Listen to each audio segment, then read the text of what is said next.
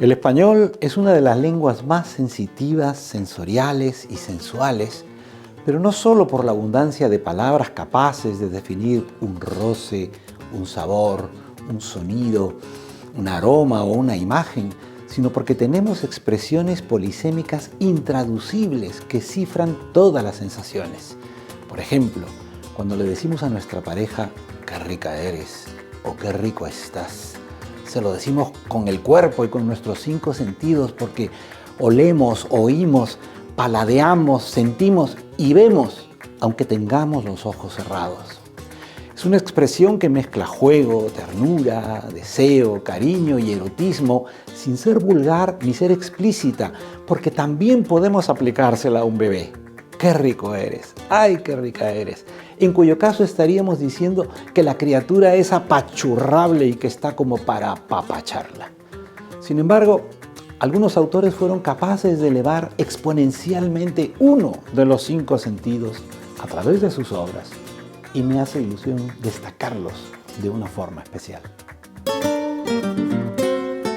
La escritura de la mexicana Margot Glantz se ha caracterizado siempre por tener un sesgo corporal, pues como ella misma ha reconocido, escribir es quitar pieles, descorrer membranas, apartar tejidos y epitelios.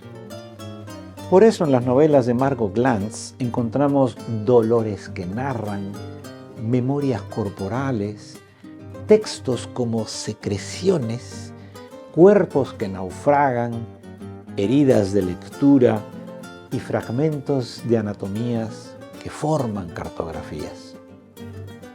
Toda la escritura de Margot Glantz es sensorial, pero uno de sus libros, Coronada de moscas, podría ser un eslabón entre las obras de Patrick Süskind y Alain Corbin.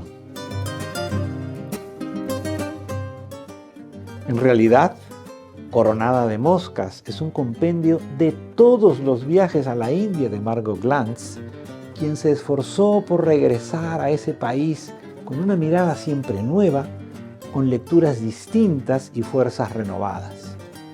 Sin embargo, los olores de la India fueron los mismos en cada viaje. De ahí el título, Coronada de moscas, como las vacas sagradas de la India, asediadas por enjambres de moscones atraídos por el olor de sus boñigas.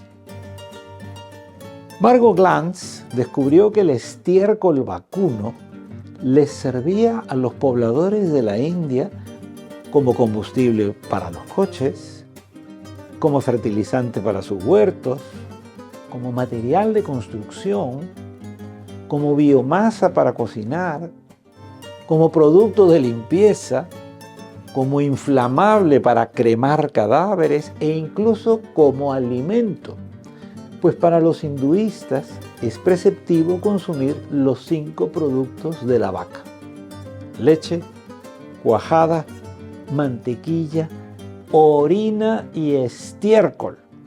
De hecho, la Holy Cow Cola y la Cow Cola, las bebidas hindúes creadas para contrarrestar a la imperialista Coca-Cola, tienen como principales ingredientes la orina y la bosta de las vacas. Por lo tanto, el olor a estiércol vacuno es el más omnipresente de los olores de la India.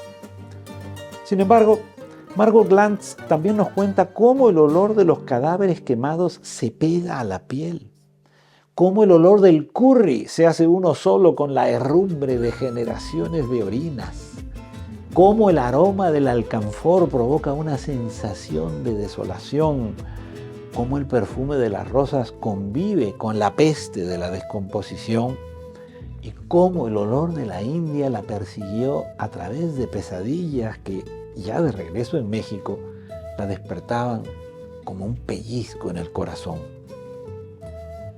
Por cierto, pellizco es otra expresión española casi imposible de traducir a otras lenguas, porque no es solo sensorial. Es más bienhechora que la catarsis trágica, y la emoción que provoca tiene que ver con algo que es auténtico y al mismo tiempo inexplicable. soy Fernando Iwasaki, de Loyola Praxis Mundi para el Instituto Cervantes y todos los hispanohablantes que nacieron en otras lenguas, en la mancha extraterritorial.